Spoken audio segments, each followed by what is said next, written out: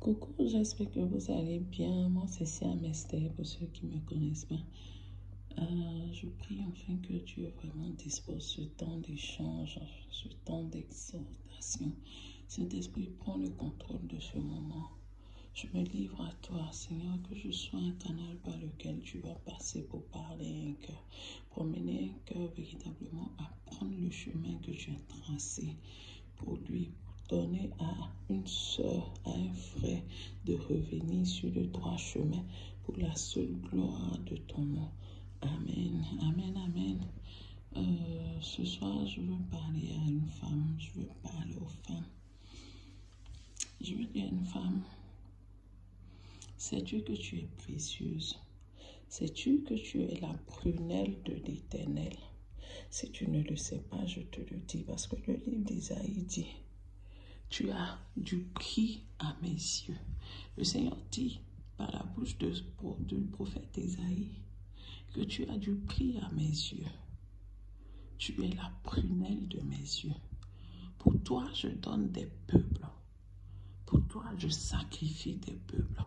Parce que tu as du prix à mes yeux. Je veux dire, une femme, tu es importante pour Dieu. Je veux dire, une femme qui se sent rejetée, rabaissée, humiliée, que tu es importante pour Dieu. Tu as de la valeur aux yeux de ton Dieu.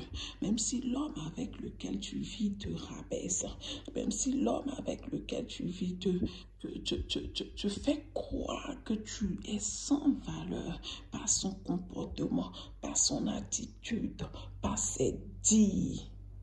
Je veux te dire, Dieu dit, tu as du prix à ses yeux. Tu as du prix à ses yeux. Dieu dit, pour toi, il donne tout un peuple. Pour te racheter, il donne tout un peuple. Et je veux te dire que pour te racheter, Dieu a donné Jésus-Christ, son Fils. Il a donné Jésus afin que Jésus meure sur la croix pour que tu sois sauvé, pour que tu puisses vivre, pour que tu aies la vie éternelle. Dieu n'a pas donné Jésus pour les chrétiens.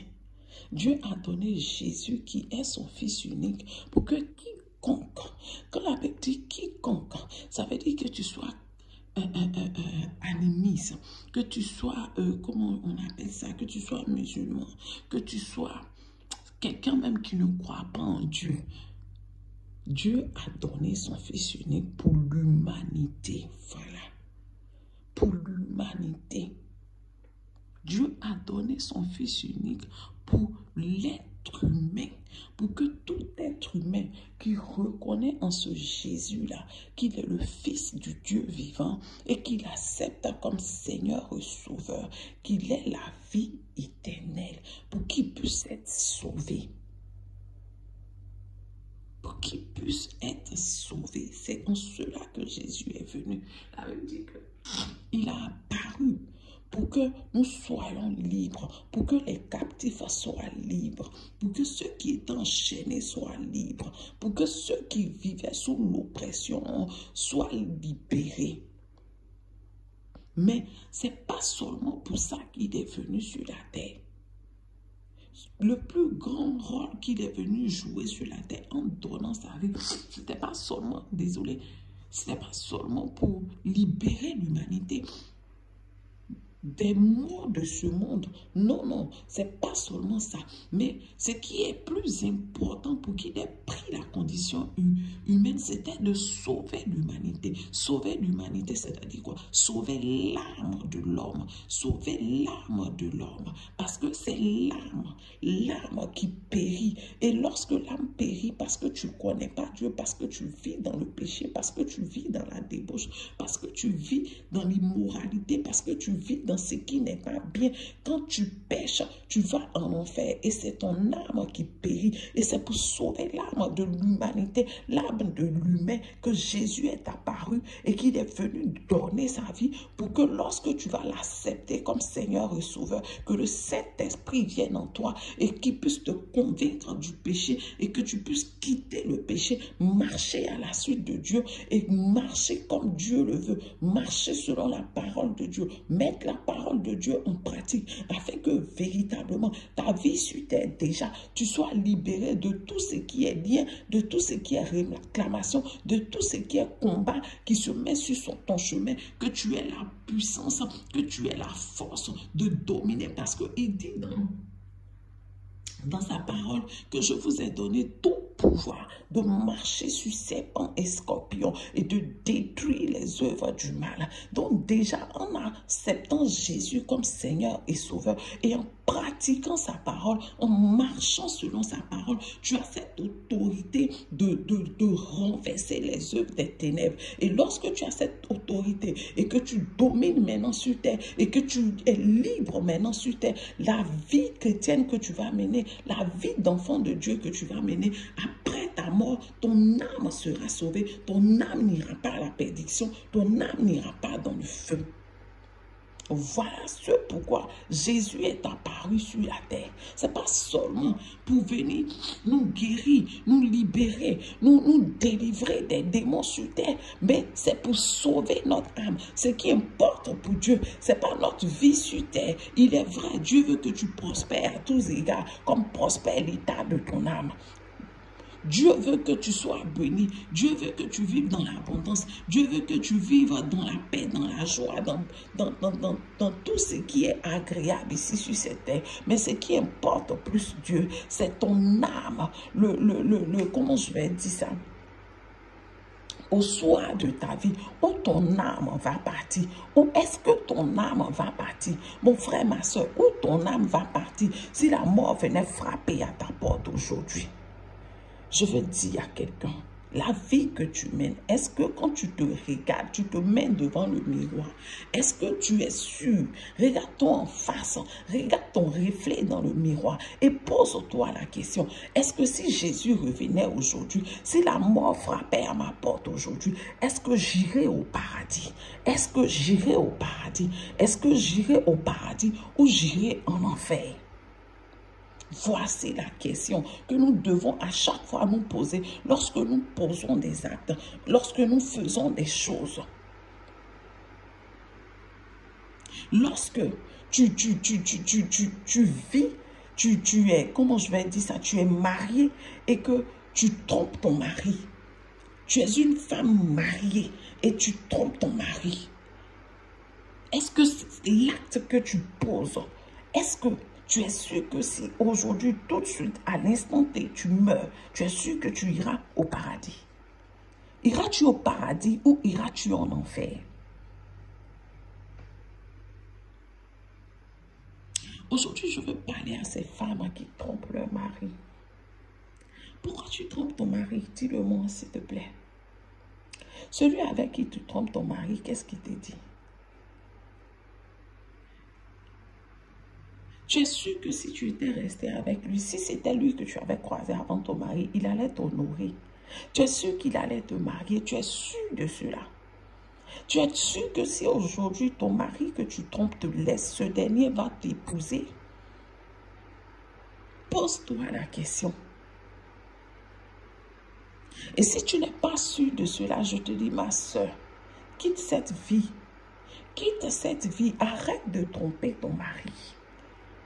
Arrête de tromper ton mari. Tromper, là, ce n'est pas seulement l'acte sexuel. Le fait même de causer avec quelqu'un, le fait d'entretenir une relation amoureuse, même si vous n'êtes pas encore passé à l'acte, que vous causez, que la personne même te donne de l'argent, tu prends, tu agrémentes sa causerie qui vraiment montre que vous êtes en relation. C'est tromper ton mari. C'est un péché devant la face de Dieu. Que ton oui soit oui, que ton non soit non. Le jour où tu te mariais, tu as dit que tu épouses ce monsieur-là pour le meilleur, pour le pire. Que se passe-t-il dans ton foyer pour que tu sois une femme adultérienne? Pour que tu sois en train de tromper ton mari, femme. Ne sais-tu pas que ton corps est le temple du Saint-Esprit? Ne sais-tu pas que coucher avec un autre homme, c'est appeler le malheur sur ton lit conjugal? C'est ouvrir des portes aux démons. C'est ouvrir des portes aux démons. Le sexe, C'est pas quelque chose qu'on prend pour banaliser. C'est pas quelque chose avec lequel on doit jouer. Le sexe, là, c'est la porte de la bénédiction. De cette même manière, quand tu pratiques le sexe dans le mariage béni, consacré par Dieu est béni, c'est comme ça que quand tu joues avec le sexe dehors, c'est la porte pour prendre des démons. C'est la porte pour être infesté des démons. C'est la porte pour vendre son étoile. C'est la porte pour donner son étoile. Femme. Je veux parler à une femme aujourd'hui. Et de la même manière que je parle à une femme, je veux parler à un homme. Pourquoi nous les femmes, nous avons cette facilité de nous laisser draguer par les hommes? Le fait que tu entretiennes des causeries à, je ne sais même pas comment on dit ça, avec un homme qui n'est pas ton homme. C'est forniquer, c'est péché. Et si aujourd'hui Dieu vient te trouver dans cette situation-là, tu vas partir en enfer, ma chérie.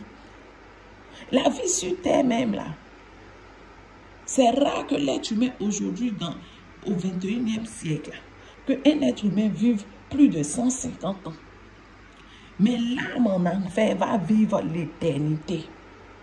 Je dis l'éternité. Pour ceux qui sont morts, qui sont allés regarder là-bas, qui sont revenus à la vie, écoutez leur témoignage un peu. Ce n'est pas les petits feux qu'on allume le feu pour préparer dessus. Ce n'est pas ça. Ce n'est même pas ça. Ta vie, là, elle est importante pour toi. Même si ce n'est pas seulement même mourir, partir en enfer, mais les démons qui vont venir attaquer ta vie, attaquer ton foyer, attaquer ta destinée, attaquer ton mari, attaquer la destinée de tes enfants. Tu vends ton étoile, tu vends ta bénédiction. La matrice de la femme est comment je vais dire, est un trésor pour l'homme, pour son mari. La matrice de la femme, c'est là que Dieu crée l'enfant. C'est là qu'est déposée la bénédiction de son mari. Quand tu vas coucher à gauche, tu vas coucher à droite. Tu es en train de dilapider la bénédiction de ton mari que Dieu a déposée en toi. Et si tu tombes sur un homme méchant, il va voler la grâce de ton mari. Il va voler ta grâce. Et toi et ta famille, vous allez être dans la misère. Vous allez être dans la misère. Vous allez être dans la misère. Peut-être même que tu te dis, ah, mon mari, ça ne va pas chez lui. Mais peut-être c'est parce que tu vas coucher dehors avec d'autres hommes. Et tu donnes la grâce de ton mari là-bas. C'est pour ça que votre vie est compliquée. C'est pour ça que rien ne va chez vous. De cette même manière, quand l'homme s'en va coucher dehors, c'est la même chose. Il donne son étoile là-bas. Il prend des infestations de démons qui viennent mélanger le foyer, qui viennent mélanger la vie à la maison, qui viennent mélanger des choses dans votre vie. Et rien ne va. Rien ne va. Rien ne va. Aujourd'hui, je veux dire à quelqu'un, ressaisis-toi. Aujourd'hui, je veux dire à quelqu'un, arrête cette vie de débauche que tu mènes. Aujourd'hui, je veux dire à quelqu'un, Jésus est mort pour que tu aies la vie. Et ta vie, elle est précieuse pour Dieu. Dieu ne veut pas que tu ailles en enfer. Si la vie de l'homme n'importait pas Dieu, Dieu n'allait pas prendre la condition humaine. Est-ce que deux fois vous vous asseyez pour comprendre un peu comment un Dieu si glorieux, un Dieu au-dessus de tout, un Dieu, le véritable Dieu, se lève et regarde l'humanité, dit « Ah, Adam et Ève ont emmené le péché dans le monde. À cause de ces deux-là, j'ai maudit l'homme. J'ai condamné l'homme à mourir. Je ne veux pas que l'homme meure. Je ne veux pas que l'homme meure. » Aujourd'hui, quand Dieu parle de la mort, ce n'est pas la mort physique, mais cette mort spirituelle-là. Que ton âme meure, que ton âme parte en agonie dans le feu. C'est ce que Dieu ne veut pas. C'est pour ça que Dieu a pris la condition humaine. Il est venu, lui qui est Dieu, imagine qu'il est venu loger dans le sein maternel d'une femme, a pris la condition humaine, a vécu la vie d'un homme, a connu tout ce que nous les hommes, nous connaissons, et est allé jusqu'à mourir sur la croix pour que tu aies la vie, et la vie en abondance. Et tu foules au pied ce sacrifice. Tu foules au pied ce sacrifice. Il est mort, il n'est pas resté dans le tombeau. Le troisième jour, il est ressuscité. Il t'a montré qu'il y a la vie après la mort. La vie après la mort, c'est aller au paradis. La mort après la mort, c'est aller en enfer. Dieu dit, voici, la vie et la mort sont devant toi. Mais moi, Dieu, je te conseille, prends la vie. Prends la vie. Aujourd'hui, je vais interpeller un couple qui prend le malin plaisir de se tromper. Mon mari m'a trompé, donc je le trompe. Ma femme me trompe, donc je la trompe. Vous allez partir en enfer. Si vous mourrez tout à l'heure, vous allez partir en enfer. Et en plus de ça, vous condamnez vos enfants. Vous condamnez votre vie. C'est-à-dire que si vous ne vous aimez plus, séparez-vous. Au lieu de rester ensemble et de vous tromper en longueur de journée, ça rime à quoi? D'aller souiller son corps. Ça rime à quoi? D'aller souiller son corps. De se rendre odieux et odieuse devant la face de Dieu. Quand Dieu te regarde, il te voit en une abomination. Il te voit en une abomination. Il ne peut pas comprendre qu'il ait pris tout son temps. Il a été pressé de te créer et qu'il ait pris son temps pour te créer. Toi, la femme, Dieu a pris son temps pour te créer parce que tu es la dernière créature que Dieu a créée.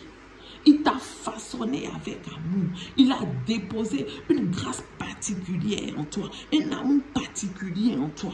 Et tu te gaspilles, tu ne connais même pas ta valeur en tant que femme.